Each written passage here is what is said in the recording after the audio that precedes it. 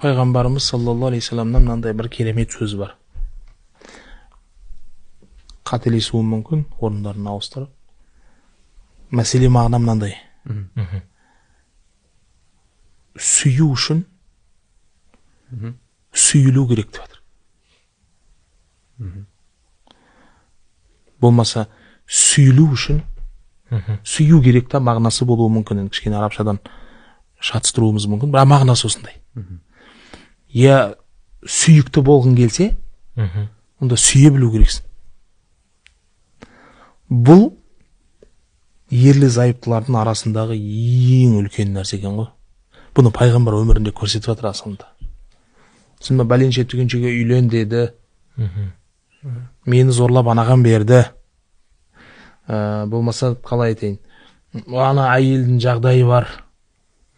Болмаса әйел адамдарда сондай жаңа машинасы бар, үйі бар, бір нәрсесі бар, сыр нәрсесі бар. Бірдеңе қылып сүйіп аламыз ғой айтып. Болмайды екен өмір. Өмірдің дәмі де тұзы да болмайды екен. Пайғамбарымыз саллаллаху алейхи вассалам сөз. Егер сүюді қаласаң, сүйіле бір, немесе сүйілуді қаласаң, yani сені жақсы көруін қаласаң біреудің, онда жақсы көру керексің. Бұлай болмайды. Мен өзім жүре берем, сен мені жақсы көре бер. Болмайды ондай нәрсе. Әрекеттің барлығы бізде анандай тілсіз тіл бар.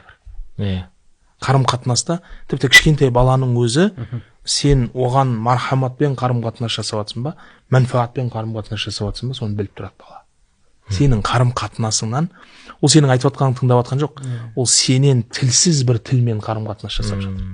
Бұл кішкентай бала мен әкенің ортасында болғанда, екі ерлі зайыптылардың ортасында болмайды дейсіз бе? Болады бұл нәрсе.